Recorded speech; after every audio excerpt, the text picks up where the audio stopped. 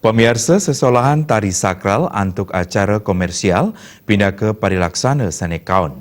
Punika mawinan peraturan gubernur Kemedalang, indik pelarangan sesolahan tarian sakral untuk acara komersial ke Sangre Becik.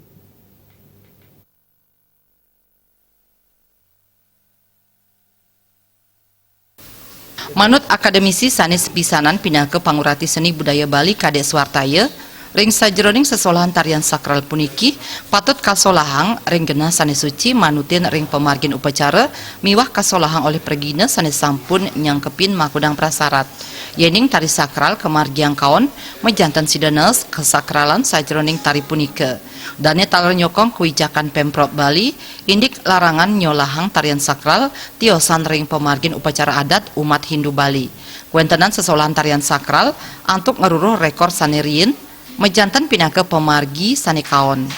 Parindikan punika katurek sanes kesakralan sane ngawinang tarian punika kedadosang profan. Inilah yang boleh dikatakan kebablasan ya.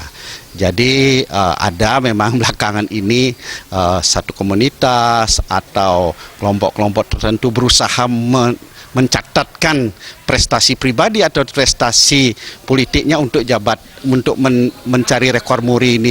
Inilah ya yang bagi saya itu tidak pantas, tidak etis. Jadi kita seolah-olah membolehkan segalanya sesuatunya demi meraih gengsi tertentu yang sebenarnya tidak ada kaitannya sama sekali. Justru seperti keputusan penandatanganan gubernur justru akan mengurangi nilai-nilai tari sakral itu sendiri. Dia menjadi semacam pementasan profan lah, pementasan sekuler yang tidak bermakna apa-apa dan ini merugikan kesenian itu sendiri.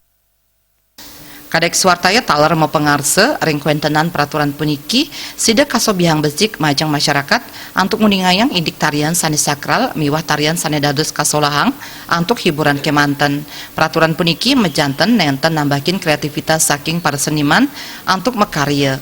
Tarian sakral kekantenang taler pindah ke inspirasi majang seniman ring Bali. Ekayana Bali.